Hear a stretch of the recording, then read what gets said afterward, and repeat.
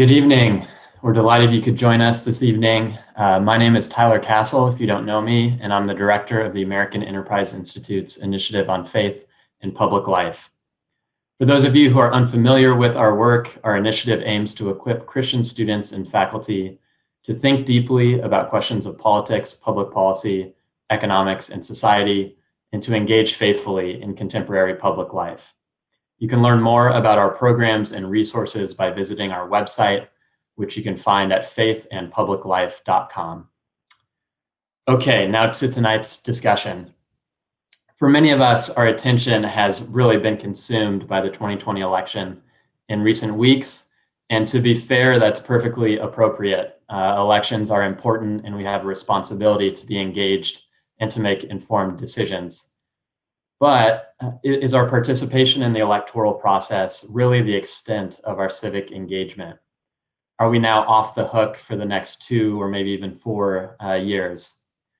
We would humbly suggest as an initiative that no, our civic engagement in pursuit of the common good is ongoing and should actually be considered in broader terms. That's what our conversation tonight is going to be about. The discussion tonight will also be hopeful, we hope. There are a lot of problems that we face in our country, but as individuals and communities, we really do have agency and creativity, and there's much good that can be done in our own local contexts. And so we hope that's highlighted this evening. We encourage you to join in the conversation by submitting your questions via the Q&A function at the bottom of your screen. You can also upvote questions that you especially like and want to be asked. And you don't need to wait until the end of the discussion when we go into Q&A. To start submitting questions, we encourage you to do it right at the start. So with that introduction and housekeeping aside, I'm delighted to have with us tonight a few exemplars of the type of civic engagement I've just described. I'm going to invite them to join me on screen now as I briefly introduce them. So first, David Bailey is the founder and executive director of Arrabon, a ministry that equips churches in effective cross-cultural engagement in their specific contexts. He's the author of Arrabon, Learning Reconciliation Through Community and Worship Music. David and his wife, Joy, live in Richmond, Virginia. Next, Vinya Krause is a co-founder of Lead for America and the executive director of Lead for Minnesota.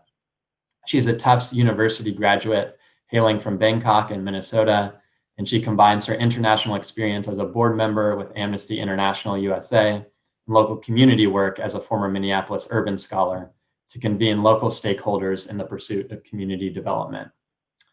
Next, Joe Nail is the CEO and co-founder of Lead for America as well.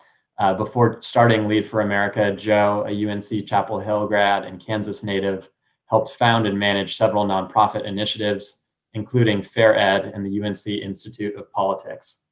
Joe also previously served 1 year as a Congress Bundestag scholar in Germany, where he first worked in local government. And finally, Anne Snyder is the editor-in-chief of Comment magazine and oversees a partner project called Breaking Ground. From 2016 to 2019, she directed the Philanthropy Roundtable's Character Initiative, a program seeking to help foundations and business leaders strengthen the middle ring of morally formative institutions. Her book, The Fabric of Character, A Wide Giver's Guide to Renewing Our Social and Moral Landscape, was published in 2019. And Anne is also a 2020 Emerson Fellow, a senior fellow of the Trinity Forum, and a fellow at the Center for Opportunity Urbanism, a Houston-based think tank that explores how cities can drive opportunity for the bulk of their citizens. And she currently lives in Washington, DC. Thank you all for joining us this evening. So I would love to start out this conversation on a more high-level theoretical level, and then we'll kind of get into the specifics of the work that each of you are doing. So it'll start a little bit more theoretical and then end on a more practical level. And so to start, as you all know, and as I just mentioned, we are now on the other side of a contentious election season that garnered a ton of attention. A lot can be accomplished through politics, to be clear, but it is only one method or arena of social change. And as many argue, culture might actually be upstream from politics. So I'd like to ask each of you, if you could kind of briefly describe how you understand social change happening, what's kind of your theory of social change, And is it wrong, or are we focused a little bit too much on politics, especially at the national level, in our culture? I'll maybe throw it to you first, Anne, if you want to respond, and then I'll call on everyone else. Sure. Tyler, thanks so much for having me. And it's so nice to be with all of you that I can't see. I love this program and love every single person on this panel. So I'll be brief because they're wiser than I am. But my personal viewpoint, both as someone who sort of observes healthy communities and individual flourishing, is that politics is really fiery and can be exciting to watch, but policy is kind of slow and boring. And, I think these days politics may be sort of our chosen vehicle culturally in the US to express our cultural passions and moral worldviews. But actual policy is really intricate and boring and requiring almost of a kind of like supernatural patience. It's rarely sexy enough for a CNN newsreel.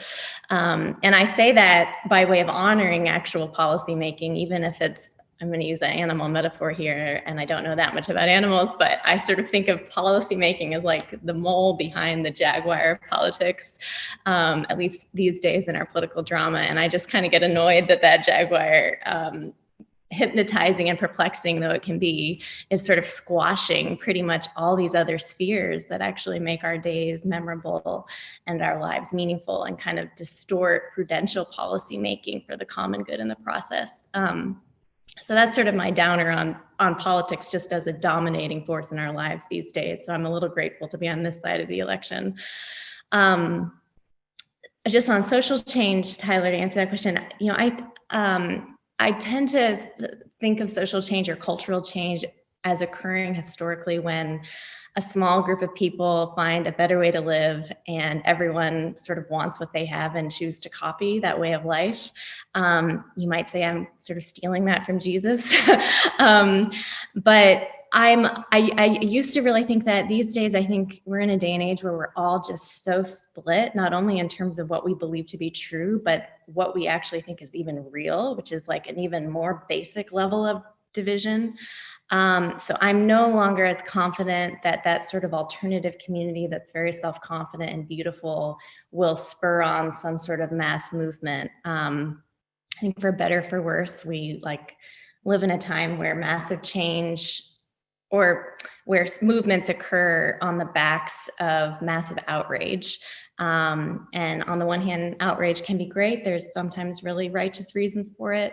But I think what we're seeing more now is a generation raised in sort of purely deconstructive intellects and deconstructive fluency, and that all we sort of know how to do is to tear down and critique. And very few seem to have been equipped with both the skills and creativity, to say nothing of sort of spiritual muscles of hope and chutzpah, to build alternative institutions that are kind of transgenerational in vision, that could actually be a productive expression of outrage, channeled with moral inspiration, say the way, this is a cliche example, but say MLK, Martin Luther King Jr. was able to achieve.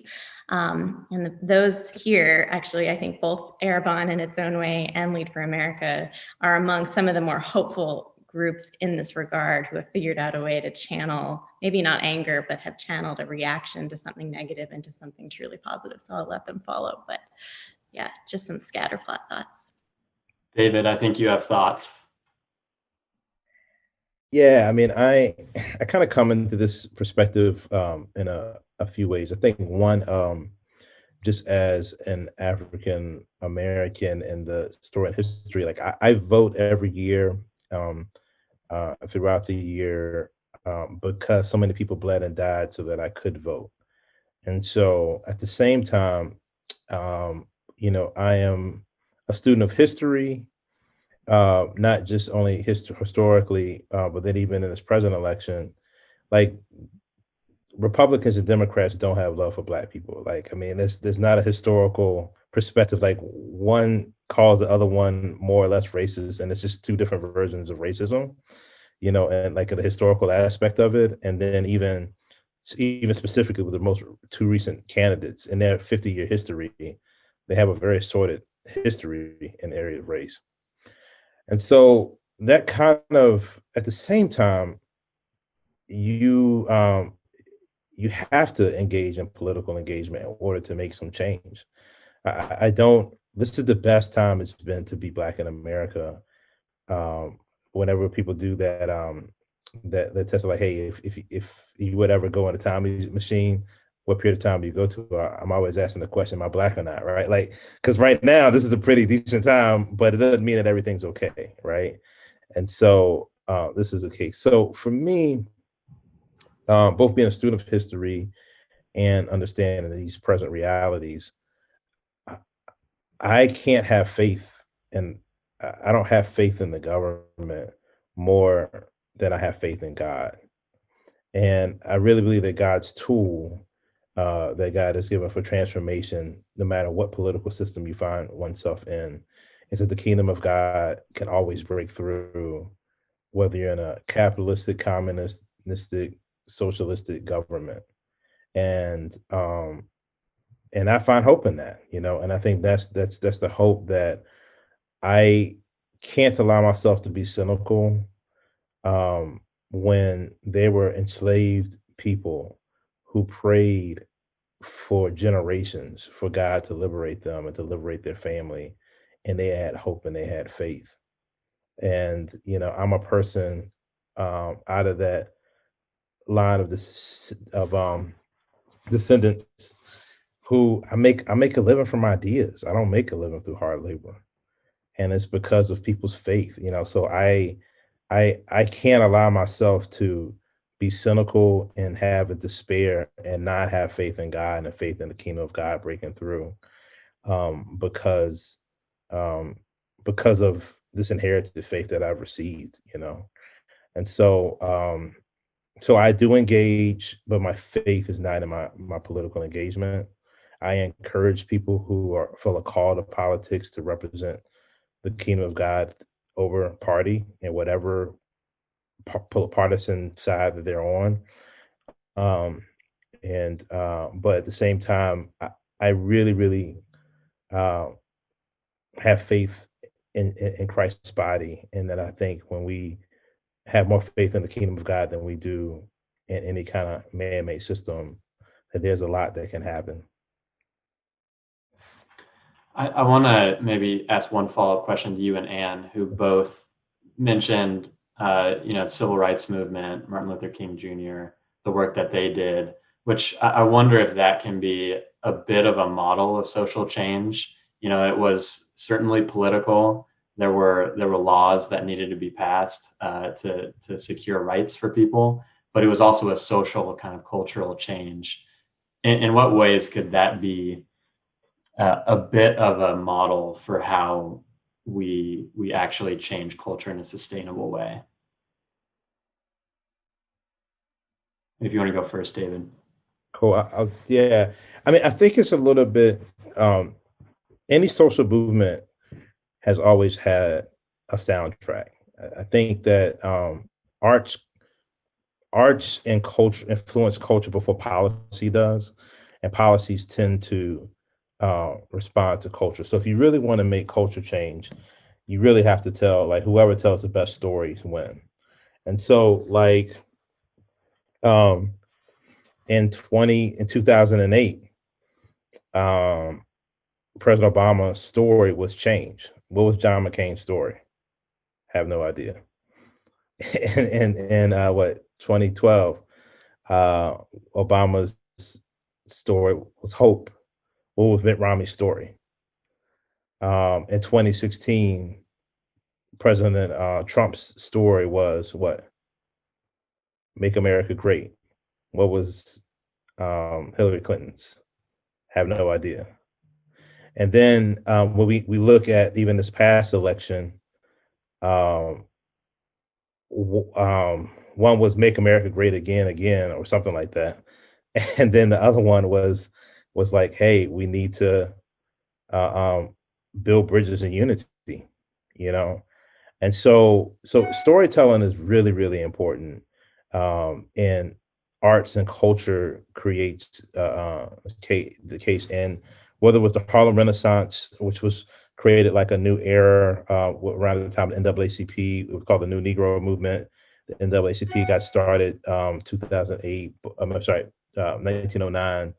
But then this led a kind of cultural renaissance amongst African Americans that brought a level of dignity. Then you had the after the World War II, you had the 1950s, and you had Motown in the 60s that led the soundtrack for the civil rights era, and Stax Records that began to create a different type of soundtrack. And so the arts always precedes culture and influences that voice and space and storytelling. And then along with that, you have folks who are like prophetic voices that kind of is able to cast a vision and put pressure on policies and politicians to make policies and to work with things that can engage. And so I think it's a really the way Michael Fujimori talks about this is like how you have to have social capital, creative capital, and economic capital to make culture. And you could see that throughout any type of historical move and movement. So if you want to make change, create more culture, solidify the story, tell a really great story, and then policies and political space would engage. And the one last thing I'll say is that I think that the one aspect that I think we should keep, I mean, the civil rights movement was very complex and had a lot of, you had both Malcolm X and Martin Luther King. And I think that kind of agitation in various ways and a very violent culture helped to move things in a certain way. But I would say that the one thing that I would key is I do think the best vehicle for holistic cultural change is a gospel-centered way. I think a way that believes on in breaking of the kingdom of God. And I think that's something that we should keep no matter what. Do you have anything to add to that, Anne? He said everything I wanted to say so much better. So okay. Seriously, the key, but I was just going to say the artists, and you said it very clearly just now, but just the transcendent. I do think I'm a little hesitant to say social movements need a utopian vision. There can be dangers at that, but I do think some transcendent vision that calls people to higher selves and is actually sort of uniting. And we haven't seen that I don't think we've seen that since the civil rights movement. So I'd love to turn to you, Benya and Joe. You've, I think, embodied a certain theory of social change, which is that maybe, localism in the local context is a better arena for social change than something that's more higher, more abstract, a little bit further removed. So I'd love, with that being kind of the work that you're doing, the level that you're at, what your reasoning for focusing on that level would be, and if you have anything to add to this conversation about how you think social change happens. And I'll maybe start with you, Benya. Yeah, thanks, Tyler. When thinking about this question, I'm going to borrow the words from a friend, Reverend Jen Bailey, and she says so poignantly, social change moves at the speed of relationships, and relationships move at the speed of trust. And I think, the piece of starting where you live, kind of the motto of our organization. I think when we consider politics, right, it's so easy to paint caricatures of people, of these very monolithic, one-dimensional people, and I think that also transcends into what we think about places too, of being able to just knock off an entire swath of the country based on what color they turn on an electoral map. And what we often don't see both are the gradients of those colors, but I would also say, the people behind each vote, right? And the stories behind each place. And I think, to call in Jen's message, Reverend Bailey's message about, the importance of relationships. I think, where I find this, I appreciate the calling of the gospel into this, because I think for us to sustain any of the policy work, right? Anne mentioned how boring or sluggish or slow it can be. That requires incredible stamina. And I think in the process, there can be some heartbreak in that. So what do you do to sustain yourself through heartbreak, to sustain yourself through the sluggishness that social change does require? And I think it means that you have to build relationships that give and inspire you to a higher way and calling of loving. And it looks like finding a reason to cherish another person in every single conversation you have. And I think that practice, it's a practice. We don't get it as humans. We are broken in so many ways that it is so easy. And I think parts of ourselves would like to feel like we know we know everything, and that every relation, that we enter. I think sometimes it's easier to enter in transactional relationships or to think that we know the end conclusion of that person's story. But I think what is so important about social change is finding a power that lifts us out of our ordinary state and calls us into something deeper that says, no matter what the condition, I need to find a way to cherish you. And that is not a martyrdom thing. I don't think it means that you're putting yourself and sacrificing you're on the line. I actually think that is the most liberating thing you can do, because it fuels you with so much more energy and hope, and sustains you in the hard work of policymaking, of trying to come up with a better vision for our communities. But to me, the greatest source of that is the love that you can find through truly deep, genuine, and patient relationships. What would you add to that, Joe? Yeah, well, I think just going to your question of why we decided this particular route of change making, I think that hopefully we would have a little bit more credibility than the average community-based organization, not because of experience. We started this organization as 21 and 22-year-olds, but rather because this question that you're posing of, what is the potential of national institutions or focusing on federal politics versus community-based change was actually the fundamental question that our team was debating basically for the first year of the organization. Should we place people primarily in government roles and also focus on state and federal roles? Or should we actually try to focus on the local and look at local government, but also community-based organizations, small businesses, et cetera? And I think that a couple of the reasons why we ended up choosing the community-based focus was echoing what David had shared earlier. I think we came to the conclusion that politics really is downstream from culture. And that if you're going to actually have the politics that you want, that you're certainly going to have to work on the communitarian ethos of the country as a whole. But, we're also talking about highly ambitious young people coming through our fellowship program and thinking about, in order for them to be the most effective leaders over the long term, what's the right recipe for that?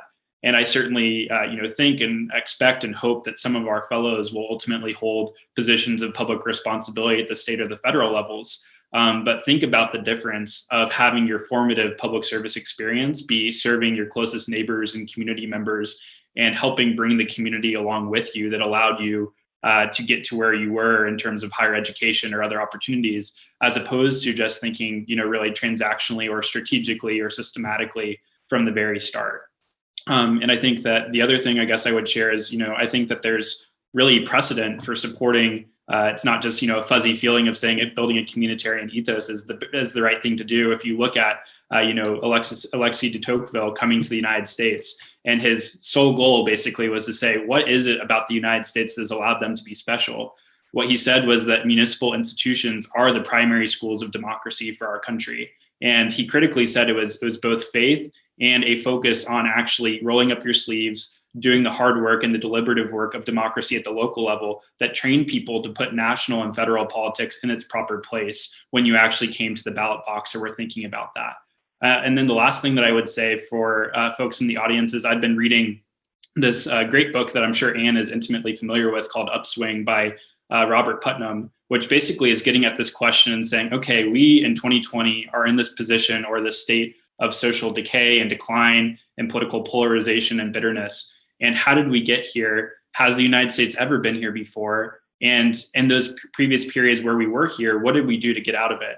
And the conclusion that they reached overwhelmingly was that, yes, we have been here before, which was both, encouraging and a little discouraging given their conclusions. But they pointed back actually to the progressive era, and they looked at specifically people like Jane Addams and Thomas Dewey and the Muckrakers, and people who, as Anne was saying, were living out at a local level the sort of world that they wanted to see, and whose activism and creation of a communitarian ethos laid the groundwork, or made the soil fertile actually for effective political leaders to then come in and actually develop those sorts of changes. So I would really say, beyond all of these purposes, the other thing I would challenge students to think about is, what are you going to have the most fun doing? And I think as our entire team, Reed, who's in the other room, Benya and myself could say, we have just had an absolute blast diving into actually doing the work of being engaged locally. That's awesome. So I want to spend most of the rest of the conversation focused on the work that you guys are actually doing, and get into the details of that a little bit.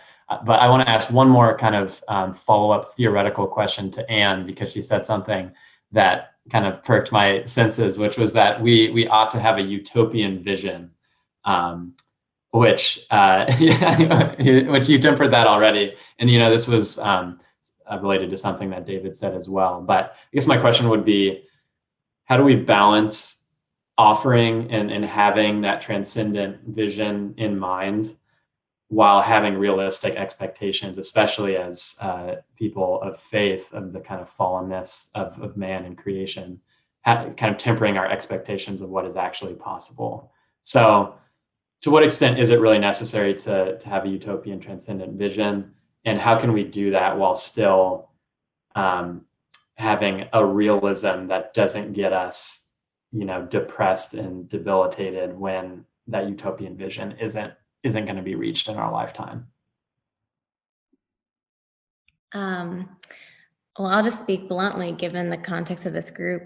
But I do think that's probably one of the greatest gifts that mature spirituality, Christianly speaking, can offer, is that sort of realism, moral realism, and sense of gradual iterative change, both in oneself as well as in your neighbors, your family members, everyone you sort of expect something from, the sense that we owe one another something as part of a shared kind of human family. But I think built into the very DNA of a Christian is, in a funny way, is this extraordinary hope of the kingdom of God, which in my own life, I'm still learning more and more every day what that requires, but also what glimpses of it, what it yields in all its breathtaking kind of splendor here, paired with the grit to get there. And often I think God showing up in the disappointments and in the broken places, et cetera. So I don't usually speak I don't like Christian triumphalism, but I think to answer your question, there's actually the pairing of that. I mean, I immediately thought of Reinhold Niebuhr and others who kind of demonstrated a certain kind of voice in the public square that had that utopian kind of sense of exalting, in some ways it's just tapping into human psychology. We need something perfect to look towards, even if it's a myth. And in many ways, America is a great myth, right? That we're contesting very much right now. Paired with, I think, no surprises at how hard it is to even journey a little bit towards that promised ideal. Does anyone have anything pressing they want to add to that? I mean, I would love to just add to the fact that another thing is, I really believe in the local also. I mean, I have a national platform now, but it really came out of local expression. I've lived in Richmond my whole life. I live in a community. My world in Richmond is like a mile and a half, in a particular neighborhood, in a particular place. in a community and known amongst people. And I also know Anne, her space, right? Like there's a group of a few people that's like kind of what she sees as her tribe or, her people, And when we look at King, we see King as this national figure. And I think a lot of times today when I kind of like roll my eyes and Anne, I kind of get invited to these places together and we both roll our eyes together where folks are like, hey, we're going to start a movement on such and such. And I'm like, you don't start movements. That's not how it works. Like, movement is not marketing. It's not saying, hey, we're going to do something grandiose. What Dr. King, Mother Teresa, Gandhi, what they did, they were doing something very, very local. Dr. King was like, the only reason why he got pushed in front of the camera was because he was a kid that was getting his first church, leaving his dad's church. It just happened to be in Montgomery. The number one pastoral issue was the busing. They did the bus boycott. There was this technology called a television. They put it in front of his face. He was good looking. He was very articulate, could really captivate. And then he learned how to leverage technology once he understood it. There were other pastors that were there that had a lot less to lose, but they weren't trying to start a movement. They were just trying to serve their people, And so I think this is something that's really, really important.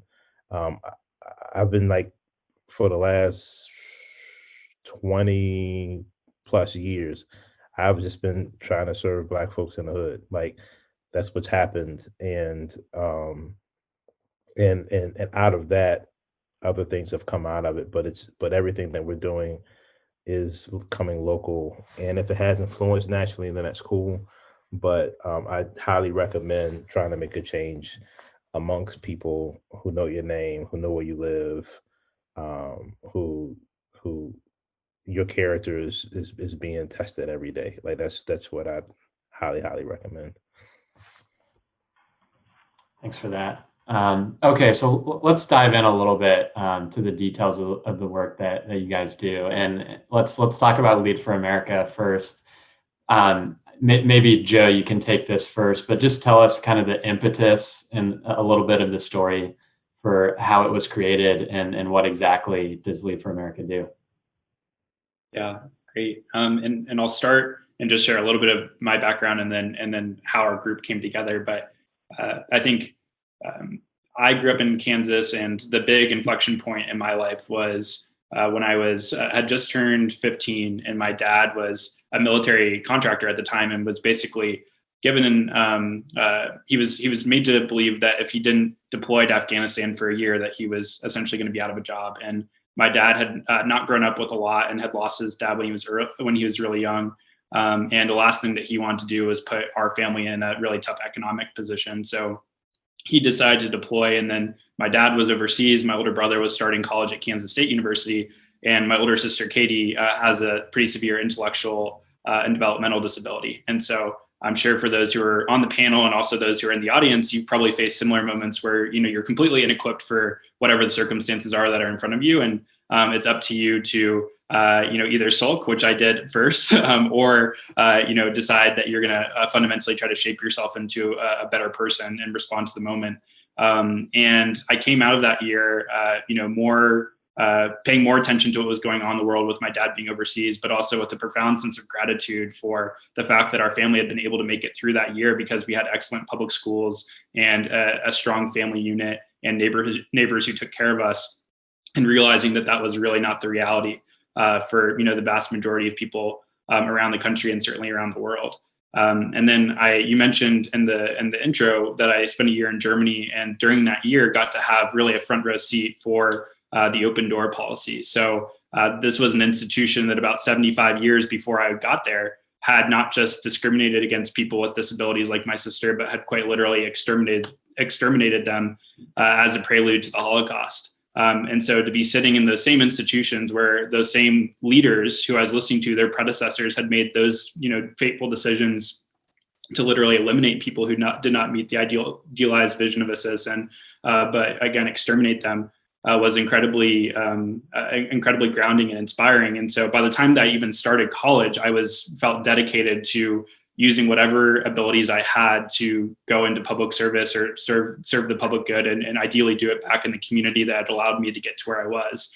I go through college, and like Benya and like each of our founding team members, started seeing that so many of my peers had those same sort of motivations and had grounding personal or professional or volunteer experiences that led them to want to serve their communities or just the country as a whole. But then something kind of interesting happened, which was everybody started internalizing the corporate recruiting and the prestige associated with going to work in one of 3 or 4 cities in most cases, the New Yorks, Bostons, DC, San Franciscos of the world, in just one of a select few career fields. And so I was looking at this problem and saying, okay, well, I was trying to write my own ticket home to being able to do public service, and that's difficult enough. But then we have this meta problem of literally tens or hundreds of thousands of our most talented young people, moral, dynamic, public service minded young people who, rather than acting on their convictions, are actually just getting swept up and basically this focus on prestige and status and dislocation from place and community. And so what Lead for America is really trying to do is build a pathway and a bridge for our most talented, dynamic, moral young people to act on those convictions and specifically start lives of community and public service in their hometowns, their highest need rural and urban hometowns across the country. And really trying to have that be the foundation for, again, lives of service, no matter what level that's going to be at. So I'll pause there and in terms of background and high level of what we do, and let Benya jump in.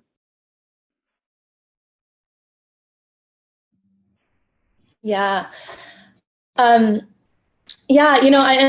think my background is that I say home is a split between Waseek, Minnesota, and Bangkok, Thailand, right? So I think a lot of who I am has been this bridge between, being biracial, being also growing up in Bangkok, but having 53 first cousins who are tethered in some way to our rural community. It's population about 10,000 here in southern Minnesota. And so I went to college, not at all ever thinking I was going to be doing this work. I majored in international relations, and I saw my life moving every 2 to 3 years in what I thought were the most dynamic and the forefront of change places. And that to me was cities. And I still have such a deep appreciation for cities, for public space, and nothing gets me more excited than like very crowded public transit. So I continue to hold that very, deep part of that one side of me, but also was, I think, growing frustrated by, I suppose, 2 things. First, as an international relations major, I think I thought that once I was making it to the United Nations General Assembly, that this was where all the big topics were going to be decided. I shortly learned that those meetings were often talking about what local people needed to do and what was the global strategy that needed to be set. But then the only way things would actually happen is if local people bought into that, right? So I think I got very frustrated by the hamster wheeling that often happened when we talked about change rather than actually lived it. But then the second piece too was I was feeling just this deep splintering of who I am and the different parts of me. And I mean that, racially as an identity, I mean that place-based wise, of knowing that I've appreciated and loved places that didn't often see each other or had any proximity to one another. And actually, in often cases, it had some kind of baseless conceptions about one another. And so I think also this desire to bridge of what does it look like to come to our most basic fundamental understanding of what we care about in one another and our places, and how do we bridge that together in kind of this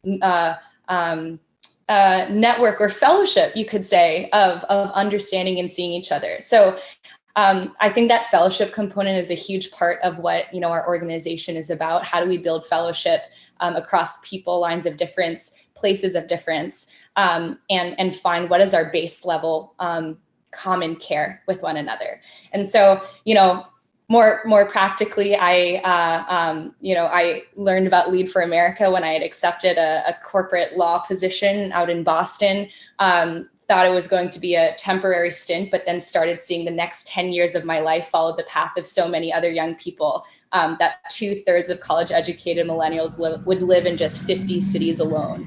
And I just thought, what does that do in terms of juncture between us as people? How does that break down our economy? How does that break down our democracy? And what can I do to actually have what I know were my values actually not just lived out in theory and at a national or international level, but actually be lived out in every single practice of my life.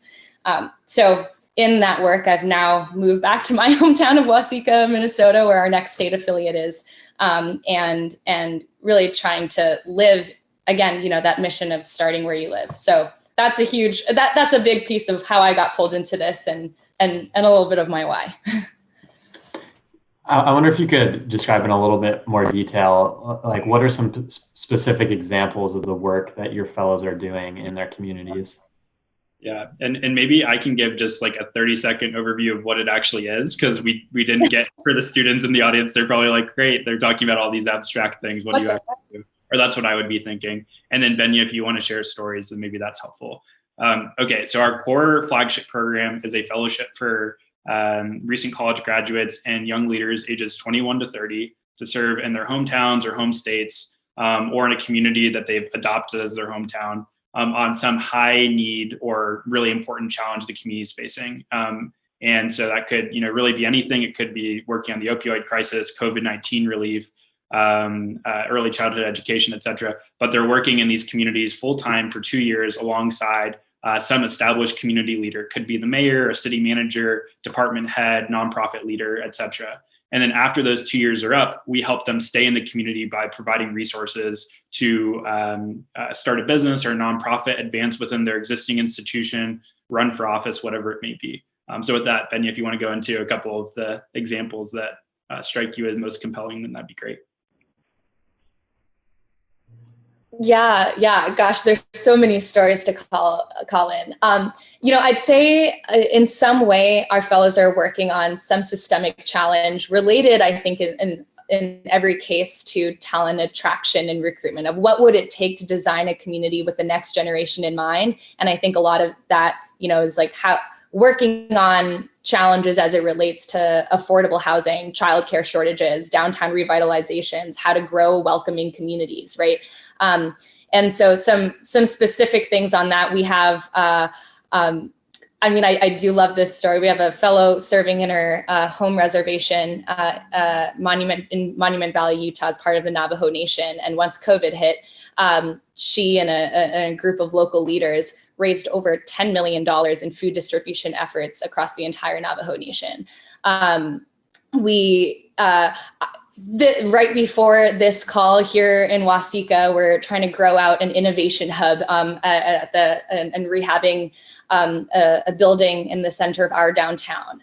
It's a community that, we're an opportunity zone. We've had quite a few big manufacturers come and go. Our U of M campus closed in the 90s and was replaced with a federal penitentiary. And similar to inner cities too, you've kind of seen a little bit of the hollowing out of our main street. And so the fellow here in Waseca and I are trying to build out what is this multi-usage space that can actually leverage regional higher ed connections, be a cultural gathering space, a place for affordable housing for young professionals, and also grow and position our community to grow out our own digital ecosystem. So those are some examples. We also have a fellow in Marquette, Michigan, who became the youngest ever elected Marquette City Commissioner, and has been leading out on some affordable housing and brownfield redevelopment work. So each of them, working again on these systemic issues, but actually being able to do projects that can show what it looks like to really focus and get it done.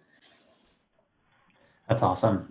So this sounds like this was a little bit of a dilemma that each of you dealt with in your personal lives, but I'm sure you also are talking and having conversations with the fellows who are coming into your program about this same theme, which is, there's sort of competing goods here of there's certainly just a cultural drive for young people when they're graduating to seek status, to seek success, to be ambitious. And in order to do that, you often do have to go to some of the major hubs, whether it's for graduate school or for your first job. And I'd be curious just to hear from you if that's just all bad, that we just shouldn't be worried about that at all, or just how do you balance that maybe legitimate desire with also, a value for place, for service, for investment in a community that you're from. So yeah, how do you, when you're having conversations with students and maybe as you were wrestling with this yourself, how do you kind of balance those competing pursuits and values?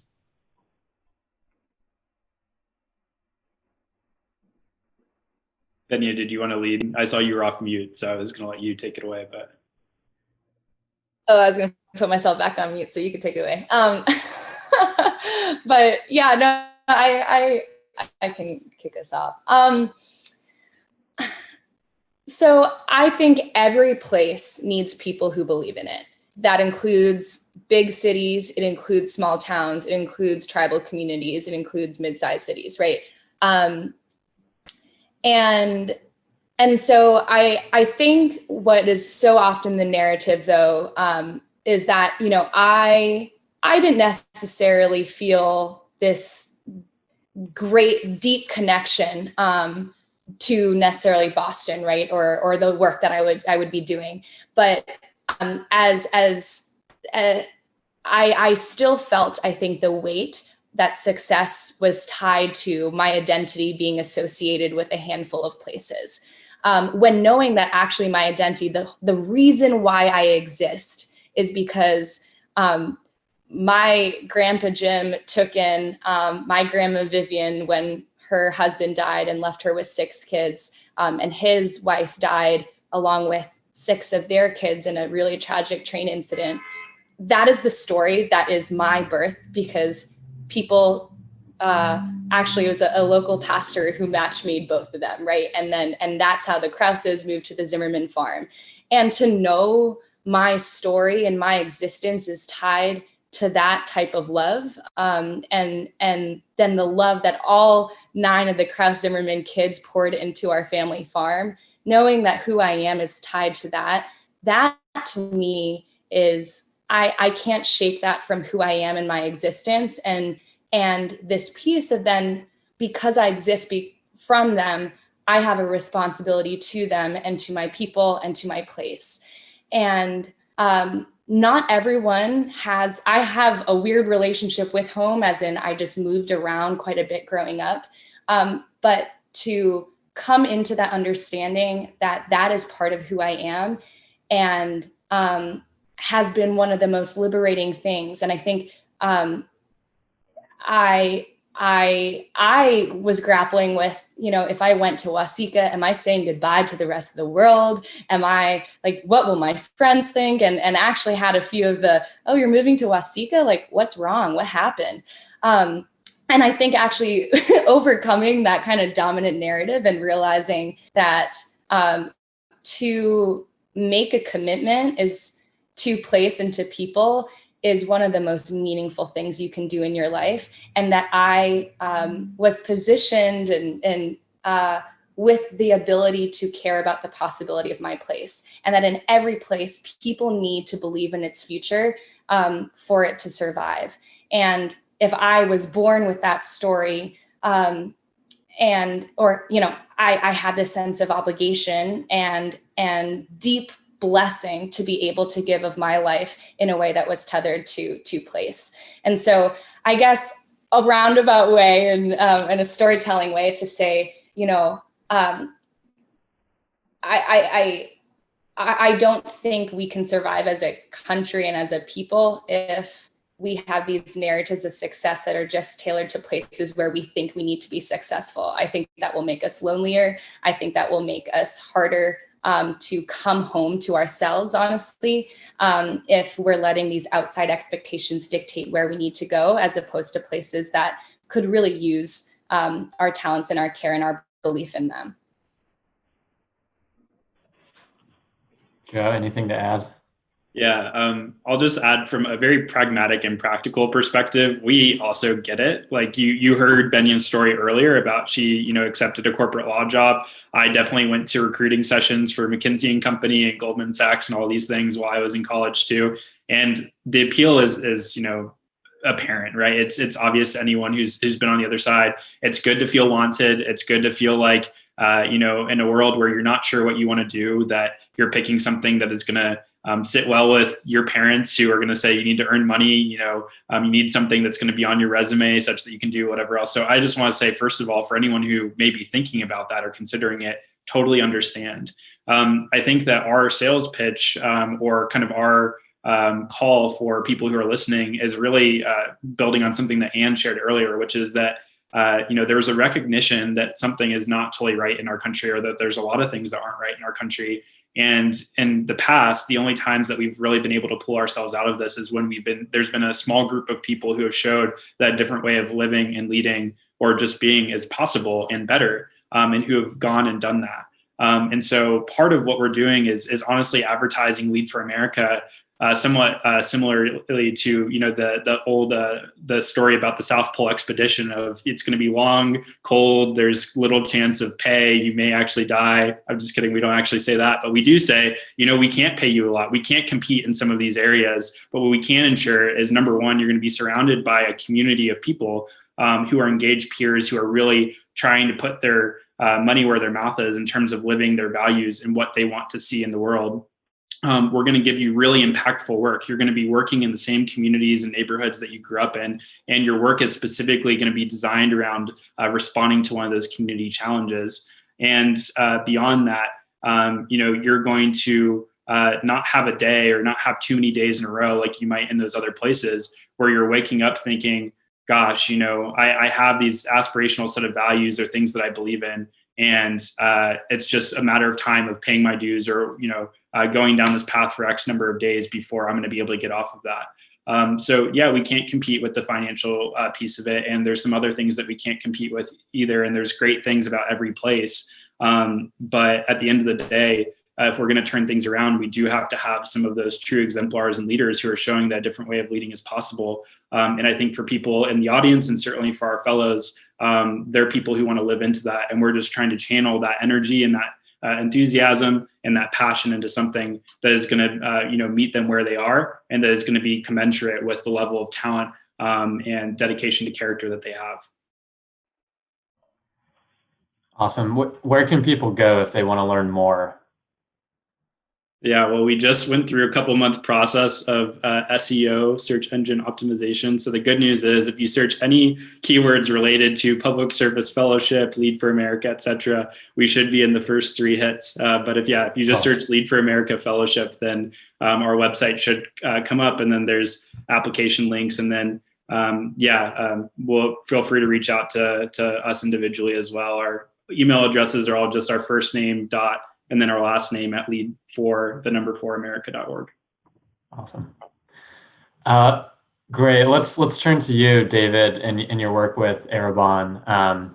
Would love to hear just a little bit about what you do, why you started it, and particularly the word reconciliation is everywhere on your website, is, I think, really embodied in what you do. And I'd love to hear how you define the word reconciliation, and why do you think it's so important today in our current culture?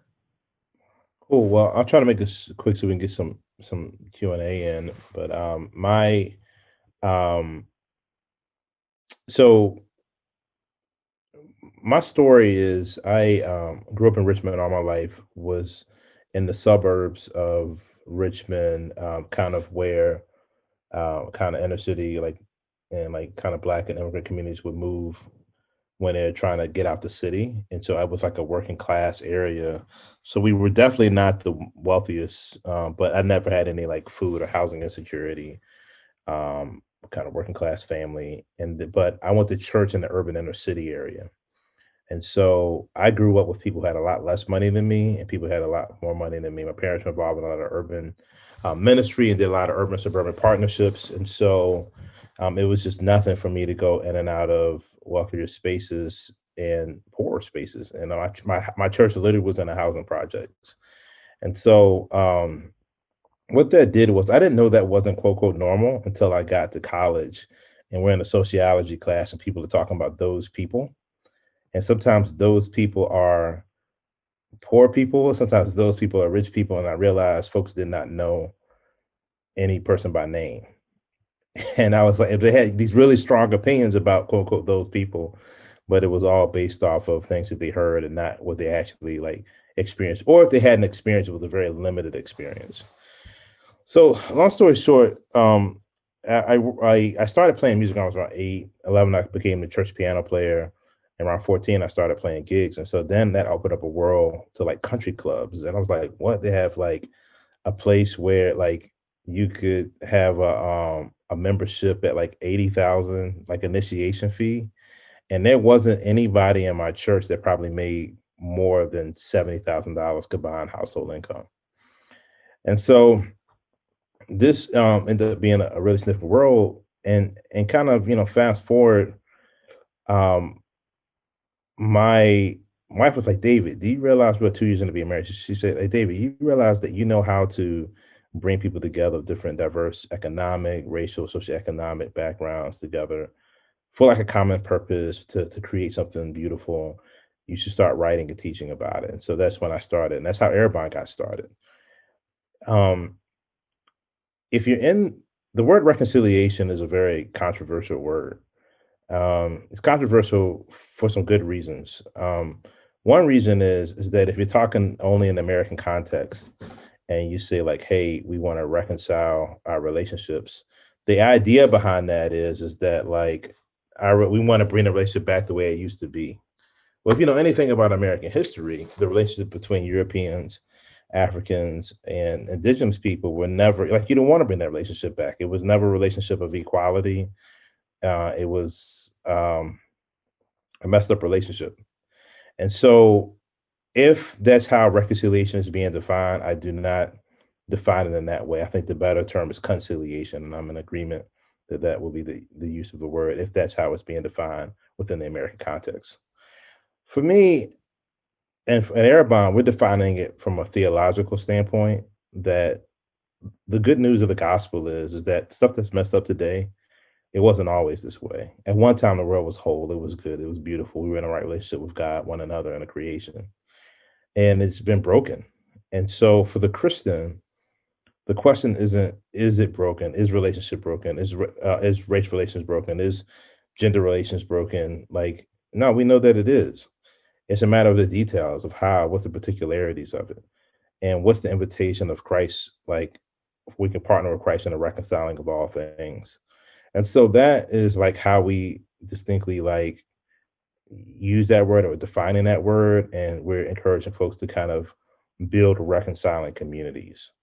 We have a particular focus in race, class, and culture, but we need to be able to build reconciling communities in areas. I mean, particularly like if anything the election showed us was that like half our country thinks different than you. Well, I don't care what you think of it is, like at least half of the country thinks different than you, and so we got to learn how to be reconciling communities if we're going to do anything to move forward, and particularly as Christians, right? Like this is a really important thing. The other significant work that's part of the Arrabon ministry is the Urban Doxology Project. And again, around 2008, my wife and I also decided to move from the suburbs into urban community. It was like a Black community that was probably about 90% poverty rate, but it's also a historic area. It's going through gentrification.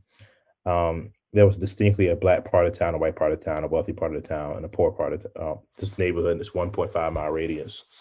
And my wife and I were some of the few Black married couples who could own a home and had a choice of living in the community that chose to move into that community. A lot of times it would be white folks that were like trying to get like an old historic home and they would move to the community. But this, what Benya was talking about, hey, why would you move into that part of town? Like, why would you be an upwardly mobile Black person and live amongst poor Black people? That was kind of, in essence, what was being asked. And to be honest, until I had a conversation with God. I was like, that's not successful, you know? And God was like, dude, being among poor Black people, like, what are you talking about? You know? And I was like, oh God, I was just playing, you know? And so and it's been one of the greatest gifts. It's been one of the greatest gifts of my life to be in this community. Long story short, I saw before Black Lives Matter was a hashtag, before the Trayvon Martin um, um, event, I saw that in our church community, most of the innovative resources were going to suburban white communities because the economics demanded, like in Christian publishing, Christian music industry, Christian spiritual formation, it's going towards suburban white demographic who can buy stuff. It's an economic thing. I realized that folks weren't thinking about, hey, what's the pastoral issues for folks who would um, shorthand resonate with the Black Lives Matter pastoral issues? And so we started this about 10 summers ago. And I also realized that there wasn't like a leadership development pipeline for um, Black folks and women and leaders of color. And so I said, like, hey, let's have folks live in our community for 8 weeks, study theology, justice, reconciliation. Instead of writing papers, they write worship songs, and these worship songs become what we end up singing in our congregation and the music that we produce, to give an imagination to the young people in our community who we might be tutoring, but like, you know, we might spend 6 hours a week tutoring with them, but their imagination is being shaped by whatever rapper or R&B singer. And then we end up giving them like Chris Tomlin or some suburban record city talking about God of the City or something like that. Like, and so I was like, hey, let's create that. And I started the Urban Doxology Project. And so that's another like kind of culture making, like reconciling culture making dynamic of what we do. So we spent time either helping institutions. I mean, 80% of my time and our time as an organization is spending helping institutions think through how to be reconciling community, engaged in reconciling culture making. But we still also, probably about 20% of the time, produce um, um, songs that either for the urban context or songs that help bring healing and reconciliation and justice. They just released a record about maybe 2 weeks ago. It was October 30th, called Rest for the Weary, in partnership with Stanford University. So that's a little bit about my work. Awesome. One follow-up question for you, which relates to a question that we got from an audience member, and that's, you know, what hope do you see for progress on racial reconciliation right now after all of the events of 2020 and the energy that has come from that? Is there hope in the next couple of years? And the question that was asked in particular, I think either you or Anne, or maybe both of you, talked about the insufficiency of deconstruction as a response to social change. Do we have too much of that type of, maybe that mode of addressing this issue right now? And what would a more reconstructive or more positive forward-looking vision be? And is that possible? Good. Well, maybe I'll try to answer both. One thing I would say would be, I think I have like an and both about it. I mean, I think like, so I think there are more people having conversations about race and see it and get it. I mean, like, I've been doing this for 20 years, Arrabon for 12 years. There are different type of conversations that we're having, and there's kind of a lot less kid gloves you have to have with folks, and you could just kind of get to the issue of things. And I think that's positive. I do think there's more weariness, and I find that people on extremes are doubling down even harder. So I think there are more folks having the conversations, but I think that those who are on extremes are doubling down on foolishness, and it's just that's both the quantity of conversation is encouraging.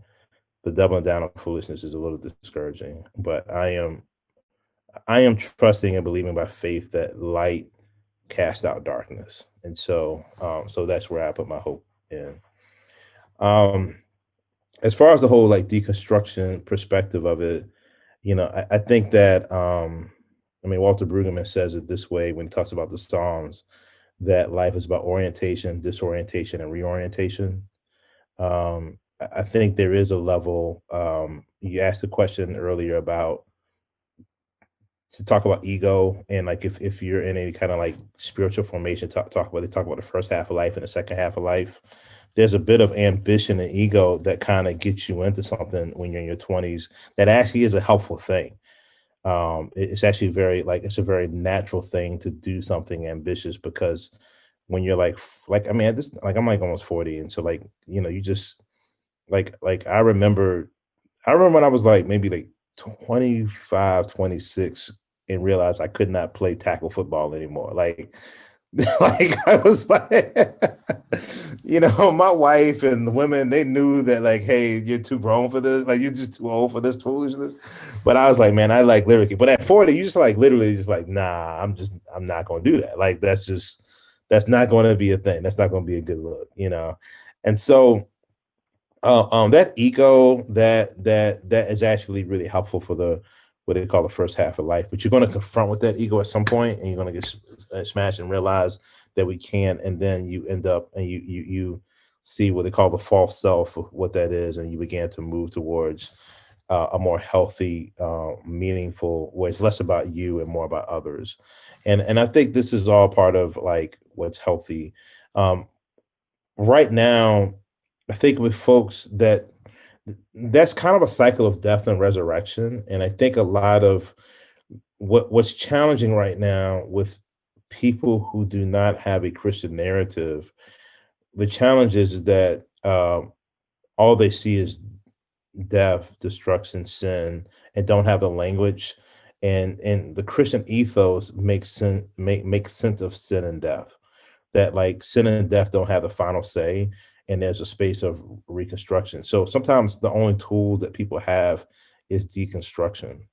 If you go to renovate a house, you have to do demolition, but then and it doesn't take as much skill to do demolition. It just takes skills enough to know like not to hit this place or the wrong space to tear the whole thing down. But you got to actually have some skills to do some reconstruction. And so I just think that I think this is where either like well-informed people or folks with kind of a Christian ethos or a more resurrection, hope constructed ethos is really key. Deconstruction is part of it. Discovering the false self, seeing what's wrong, like that's part of any kind of growth of maturity. But you eventually have to move towards construction. That's a really key element to what's going on to make change. And thanks for that. So I want to ask Anne a question, and this relates a little bit to a question that we just got from Mikhail too. And that's, you wrote a book about organizations across the country. I bet both of these organizations could have been featured in your book. Organizations that are interested in building moral and social capital in a way that addresses, deeper, longer term issues in hopes of deeper, more sustainable change. What was it about those organizations? What is it about these organizations that makes them effective? And then on a personal, individual level, what can we each do wherever we are in our different contexts? As Mikhail asks, how can we start becoming the type of people disposed to lead lives of love and service that has real capacity and ability for social change? So what are kind of the characteristics of organizations that make them successful in this work? And maybe it's just pointing out some things that we've already heard, but also how can individuals, play a meaningful role wherever they find themselves? Yeah, thank you for the question. And I just want to say I'm so moved by all of you guys. I really wish I could shut up and listen to each one of you, David, Benya, and Joe, and you, Tyler, too, of course. But I'm going to answer the question by actually bridging to something David just said, which is that I love, David, both your sort of Christological insight, or that if there is a Christian language that's very helpful around understanding the place that deconstruction takes in a healthy way. And then you also express it psychologically, like the movements of life stages. First, second mountain. I mean, it sounded a little Richard Rohr you were bringing in there. And the only other thing I would say is that part of why I wound up writing this book, or really learned so much and began to sort of reinvigorate my own belief in institutions, and I'm of the generation that is probably more known for all the institutions we've left behind than the institutions we've committed to for life, was because within a healthy institution, be it large, like military, or really small, like an AA group, but not an AA as an institution because it has inculcated a set of norms, to say nothing of, wonderful church parishes, or certain kinds of volunteer associations, to certain kinds of companies, to what I have noticed LFA try to do so intentionally in its early days as an organization. There's something about a healthy institution that can provide a container for that process of like deconstruction, honesty, sometimes real hard-hitting words, that there's like, at their best, there's like psychological safety established to actually take you through a process of relationship over time to get to construction. So that, and I could go more into that, but as I was just hearing David respond, I guess that's the only thing I would have added, is part of why I've come to believe once again in like somehow finding a way to reimagine institutions in this 21st century landscape, is very much to reinstill some patience back into the civic fabric in a way where people actually can work through their hashtags in a much more real way, where there's friction and there's stakes involved and a shared cause, et cetera. In terms of formative institutions that either really shaped and transformed, or at least just formed virtue in their people, as well as we're often kind of, this is a very contested phrase now, and I don't use it much, the Winthrop city on a hill phrase, but I use it in the sense of I was kind of looking for mini little lighthouses organizationally that sort of cast light to the surrounding community in the ways in which they both were very generous and porous to those who didn't necessarily share their moral ideals or theological beliefs if they had those, but nonetheless were somehow this generative source of service and of kind of, who do you trust in a crisis? We trust people in this organization.